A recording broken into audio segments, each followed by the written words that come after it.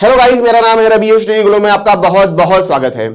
दोस्तों, आपको पता है कि स्पेस एक्स के जो फाउंडर है एलॉन मस्क, वो जाना चाहते हैं मंगल ग्रह पे, चांद पे जाना चाहते हैं, कॉलोनी बसाना चाहते हैं और इसीलिए उनका एक मिशन है स्टारशिप मिशन, जिसके तहत वो एक ऐसा रॉकेट बनाना चाहते हैं जो कि दुनिया का सबसे पावरफुल रॉकेट होगा और रीयूजेबल रॉकेट होगा। लेकिन दोस्तों, इन्होंने 3 लॉन्च किए हैं। अप्रैल में लॉन्च किया था, नवंबर में लॉन्च किया था और ये तीसरा लॉन्च है। और ये जो तीसरा लॉन्च हुआ है दोस्तों, इसमें भी काफी ज्यादा प्रॉब्लम आई है। यहां पे लॉन्च के दौरान इसने कुछ हाइट अचीव किया और उसके बाद ये जो स्टारशिप था वो सीधे जाके इंडियन ओशियन में जाके ये गिर जाता है।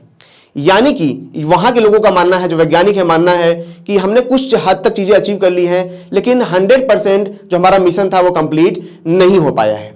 इसका मकसद क्या है दोस्तों? देखिए, स्टारशिप जो रॉकेट है दोस्तों, ये दुनिया का सबसे हैवी रॉकेट है। इसका मकसद है कि बहुत भारी भरकम पेलोड्स को स्पेस में लेके जाना, ठीक है, कॉलोनी बसाने वक्त, ठीक है, जब हम कॉलोनी बसा रहे हो किसी ग्रह पे या उपग्रह पे, तो वहां पे भी हैवी लोड को लेके जाना, ज्यादातर लोगों को एक साथ लेके जाना, तो ये इसका पूरा मकसद है। अब वो भी सस्ते में, क्योंकि मैं दोस्तों आपको बताऊं कि ऐसा नहीं है जैसे रॉकेट नहीं है, इसके लेवल के रॉकेट हैं, लेकिन दोस्तों उनकी प्राइस इतनी ज्यादा है, वो रीयूजेबल नहीं है। इसीलिए जो स्पेस एक्स है वो स्टारशिप रॉकेट बनाना चाहता है, जो कि दुनिया का सबसे हैवी मुंह वाला रॉकेट हो, मतलब हाथी की तरह एकदम ताकतवर हो, ठीक है, और इसी की टेस्टिंग चल रही है। तो तीसरे टेस्टिंग में भी दोस्तों यही हुई है। यहां पे जब दोस्तों इनके ऊपर सवाल उठाया गया तो एलॉन मस्क ने अपना एक जवाब दिया था। उन्होंने ये कहा कि हम लैब में बैठ के वो टेस्टिंग नहीं करते हैं, पेपर वर्क नहीं करते हैं, बल्कि हम फील्ड में उतर के काम करते हैं। इसी वजह से हमारे ज्यादातर लॉन्चेस फेल होते हैं और हम जल्दी जल्दी करते हैं। अगर एक चीज आप देखेंगे तो ये जो तीनों लॉन्च हुए हैं, ये अप्रैल 2023 से और अभी आप देखेंगे मार्च चल रहा है, तो इनके बीच में 3 लॉन्च हुए। यानी कि हम ये कह सकते हैं कि 1 साल के अंदर ये 3 लॉन्च हुआ है। इनका तरीका दोस्तों बहुत सिंपल है कि डिजाइन थोड़ा सा तैयार करो, काम करो, जो समझ में जितना करो, उसके बाद लॉन्च करो। लॉन्च करने के बाद जो गलतियां होती हैं, पार्ट को इकट्ठा करो, डेटा एनालाइज करो, उनको सुधारो, फिर से लॉन्च करो। सिंपल सा इनका फंडा है दोस्तों। इसी वजह से आप देखेंगे कि जो रॉकेट है, ठीक है, जो ये प्लान करते हैं, बहुत जल्दी से हासिल भी कर लेते हैं। अगर हम फाल्कन 9 की बात करें, जो कि रीयूजेबल रॉकेट था, तो उनका उसमें भी यही था कि हम क्या करेंगे, फटाफट लॉन्च करेंगे, जो गलतियां होंगी उन्हें सुधारेंगे। और इसकी वजह से क्या होता है, जो साइंटिस्ट होते हैं वो कमियों को बहुत जल्दी समझ पाते हैं और बहुत जल्दी रॉकेट बना पाते हैं। तो यहां भी दोस्तों पूरा मामला यही है कि स्टारशिप को जल्दी से जल्दी इन्हें बनाना है, क्योंकि इनका सपना है मंगल ग्रह पे जाना है, ठीक है। अब पता नहीं जीते जी जा पाएंगे नहीं, लेकिन ये जो काम कर रहे हैं दोस्तों, ये दुनिया में सबसे तेज ये काम कर रहे हैं। दोस्तों, थोड़ा सा स्टारशिप के बारे में हम बात कर लें तो आपको समझ में आएगा आखिर ये इतना ज्यादा इंपॉर्टेंट क्यों है। देखिए, स्टारशिप के अभी तो प्रोटोटाइप है, ये बना नहीं है ये, ठीक है। मैं आपको बता दूं कि अभी इस पे काम चल रहा है, ऐसा नहीं कह सकते हैं कि ये बन के तैयार है। लेकिन स्टारशिप के हम हटा दें तो अगर हम ये देखें कि दुनिया में सबसे हैवी रॉकेट कौन से थे, तो उसमें जो सबसे बड़ा नाम आता है सैटर्न वी का नाम आता है। देखिए दोस्तों, ये अपोलो मिशन के लिए यूज हुआ था। अगर स्टारशिप भी बना नहीं है तो हम ये कह सकते हैं कि दुनिया का अब तक का जो सबसे हैवी रॉकेट था वो सैटर्न वी था। अभी जो काम कर रहा है, ठीक है, वो है एसएलएस, ठीक है, स्पेस लॉन्च सिस्टम, ठीक है। इसका काम क्या था दोस्तों? इसका नाम था, जैसे आर्टेमिस मिशन है, ठीक है, इन सब मिशन में इसका काम था, इसको बनाया गया था। लेकिन दोस्तों, इसमें इनमें फर्क क्या है? देखिए, ये इनसे हैवी है, इनसे बड़ा है, ठीक है, इनसे सब कुछ हर चीज में बेहतर है, लेकिन प्राइस में इनसे बहुत ज्यादा सस्ता है। मैं आपको समझाता हूं। यहां पे अगर हम बात करें एसएलएस की, ठीक है, तो इसके एक लॉन्च में जो खर्चा आता है 2 बिलियन से लेकर 2.5 बिलियन डॉलर का खर्चा आता है। वहीं पे अगर हम स्टारशिप रॉकेट की बात करें तो इसके एक लॉन्च का जो खर्चा आता है लगभग 90 मिलियन डॉलर के आसपास आता है। यानी कि अगर आप देखेंगे कि 20 से 25 गुना कम ज्यादा खर्चा इसमें आता है। और अगर इसकी बात करें, तुलना भी अगर हम करें, ठीक है, एसएलएस से, तो यहां पे आप देखेंगे कि यहां पे इसका जो रॉकेट है, इसमें देखिए 2 सिस्टम लगे हुए हैं। नीचे क्या है? बूस्टर है, ठीक है, आप देखेंगे रैप्टर इंजन लगा है इसमें, ठीक है। तो नीचे बूस्टर है जो कि काफी हैवी बूस्टर है, और ऊपर क्या है? स्टारशिप जो स्पेस क्राफ्ट है ये है, ठीक है। और इन दोनों के मिला के दोस्तों हैवी स्टारशिप इनको कहा जाता है। यानी कि हम ये कह सकते हैं कि इसमें 2 रॉकेट लगे हुए हैं और दोनों अपने आप में रीयूजेबल है, ठीक है। मैं आपको समझाऊंगा आखिर इनका मकसद क्या, लास्ट में समझेंगे कि आखिर इन दोनों का मकसद क्या था, कैसे ये मिशन एक तरीके से देखा जाए तो फेल हो गया है, ठीक है। तो ये इनका यहां पे पूरा मामला है। अगर दोस्तों हम एसएलएस की बात करें तो एसएलएस जो है, इसको बनाने में ही लगभग 11 बिलियन का खर्चा आया था। इसी वजह से जो स्पेस एक्स है ये बाजी जीतेगा, क्योंकि दोस्तों यहां पे पावर की अगर हम बात करें तो उसमें भी ज्यादा है, हर मामले में ये क्या है? इनसे बेटर है। और सबसे बड़ी चीज आती है प्राइस की, क्योंकि दोस्तों नासा भी जो अमेरिकन गवर्नमेंट है वो जितने भी मिशन लॉन्च करेगी, ठीक है, चांद के लिए या और भी मिशन जहां पे हम स्पेस यात्री को भेजेंगे, उसमें बहुत ज्यादा खर्चा आने वाला है। यहां तक कि जो आर्टेमिस मिशन की बात जब होती है जिसमें हम चांद पे आदमियों को भेजेंगे, तो वहां भी ये खर्चा लगभग $100 बिलियन से ऊपर पहुंच जाता है। तो ये मतलब अमेरिका इतना अफोर्ड नहीं कर सकता है कि छोटे छोटे मिशन के लिए इतना ज्यादा भारी भरकम पैसा अफोर्ड नहीं कर सकता है। तो उन्हें ऐसे सिस्टम चाहिए जो कि काफी सस्ते हो, काफी ताकतवर हो। अब दोस्तों ये ताकतवर क्यों है इसके बारे में समझ लेते हैं तो आपको समझ में आएगा। अगर दोस्तों इसकी थ्रस्ट की अगर हम बात करें तो ये कितना है, 16.7 मिलियन पाउंड के आसपास इसका थ्रस्ट होता है। अब देखिए इसकी पावर की अगर हम बात करें, आप समझिए कि नॉर्मली आपने जो रॉकेट देखा होगा, जैसे अपोलो मिशन में जो हुआ उसमें आपने देखा होगा कि सिर्फ वो 4, 5, 6 लोगों को लेके जा सकता है, 7 लोगों को लेके जा सकता है मैक्सिमम। लेकिन यहां पे ये एक बार में लगभग 100 लोगों को लेके जा सकता है जो स्टारशिप रॉकेट है।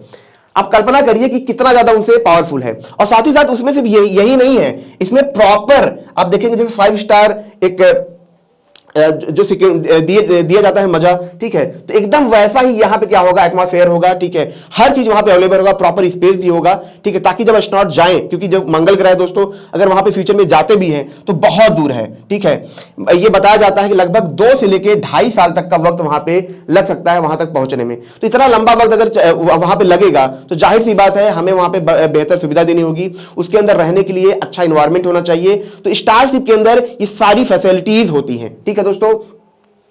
और यहां पे अगर हम दोस्तों ये भी देखें कि ये लगभग 250 टन के आसपास जो पेलोड होता है उनको भी ये आराम से लेके जा सकता है, ठीक है। नॉर्मली अभी तक जो भी रॉकेट है दोस्तों उनकी अपनी लिमिटेशन है, वो इतने पावरफुल नहीं है कि वो हर किसी चीज को ऊपर लेके जा सके, ठीक है।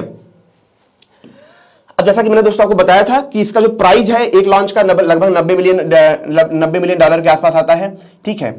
और इसकी अगर हाइट की बात करें, देखिए जब भी कोई स्पेस क्राफ्ट लॉन्च किया जाता है तो ये स्पेस में तब माना जाता है कि जब वो लगभग 100 किलोमीटर के आसपास पहुंच जाए, ठीक है। तो ये लगभग 200 किलोमीटर तक गया था। तो यहां पे आप देखेंगे जिनका पहला मिशन था वो कंप्लीट था।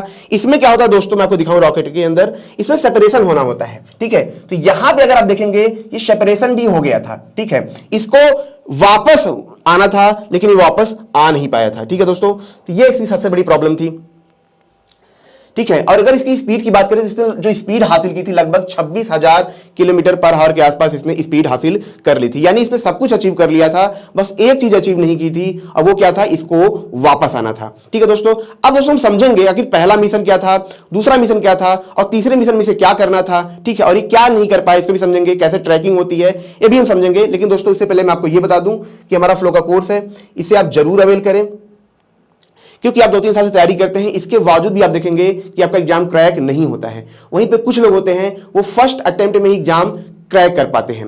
रिसर्चर ने ये रिसर्च किया तब उन्होंने देखा कि जो टॉप परफॉर्मर होते हैं वो फ्लो की स्टेट में होते हैं, जिसकी वजह से वो फर्स्ट अटेम्प्ट में ही एग्जाम क्रैक कर पाते हैं। और उन्होंने ये भी देखा कि अगर हम कुछ थेरेपी, कुछ मेडिटेशन कराएं तो ये आम इंसान के अंदर ये फ्लो का स्टेट पैदा किया जा सकता है। और दोस्तों इसी फ्लो की स्टेट को हम इंडिया में लाए हैं महज 299 में, जब आप फ्लो 25 कोड आप यहां पे यूज करेंगे।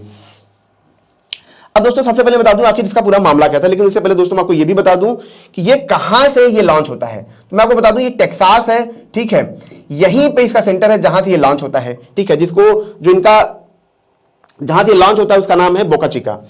अब देखिए इनका मकसद क्या था, मैं आपको यहां पे समझाता हूं। इनका जो पहला मकसद था जो अप्रैल में लॉन्च हुआ था, उसका मकसद था कि जो स्टारशिप रॉकेट है वो क्या हो, लॉन्च हो, और लॉन्च होने के बाद ये क्या हो, यहां पे आप देखेंगे जो ऊपर वाला रॉकेट है इससे क्या हो, इसका सेपरेशन पूरी तरीके से हो जाए। लेकिन पहले मिशन में क्या हुआ दोस्तों कि इसका सेपरेशन पूरी तरीके से नहीं हो पाया था। जो हाइट इसको हासिल करनी थी उसने वो हाइट इसने हासिल कर लिया था, लेकिन सेपरेट नहीं हुआ, और इस वजह से आप देखेंगे इसको ऊपर ही ब्लास्ट कर दिया गया था ताकि लोगों के ऊपर खतरा ना है। फिर क्या होता है दोस्तों, नवंबर में क्या होता है, फिर से दूसरा लॉन्च होता है। दूसरे लॉन्च में क्या था दोस्तों कि ये पूरा प्लान था ये सेपरेशन हो जाए, तो दूसरे लॉन्च में अगर आप देखेंगे तो सेपरेशन यहां पे दोस्तों हो गया था, लेकिन जो इसको वापस आना था वो चीज यहां पे नहीं हो पाई थी। यानी कि दूसरे लॉन्च में हाइट भी अचीव कर लिया गया था, सेपरेशन भी हो गया था। तीसरे लॉन्च में क्या था, तीसरे लॉन्च में दोस्तों ये था, आप देखिए यहां पे जो स्पेसएक्स काम करता है, जैसे यहां से इसने क्या किया, लॉन्च किया, ठीक है, तो एक जगह होती है जहां भी ये क्या होता है वापस आके खड़ा हो जाता है। आपने वीडियो में भी देखा होगा समुद्र के अंदर क्या होते हैं, ऐसे छोटे छोटे जगह बने होते हैं, बोर्ड की तरह बने होते हैं, उस पर एक्स लिखा होता है और वहीं पे आके वापस ये क्या होते हैं, गिरते हैं, वहीं पे खड़े हो जाते हैं। ये इनका पूरा काम होता है। तो यहाँ पे दोस्तों हुआ क्या है, अब देखिए यहाँ पे इसने हाइट भी हासिल कर ली, स्पीड भी हासिल कर लिया, सेपरेशन भी हुआ, लेकिन प्रॉब्लम क्या हुई दोस्त, प्रॉब्लम क्या हुई, जब इसको वापस आना था तो ये वापस नहीं आ पाया।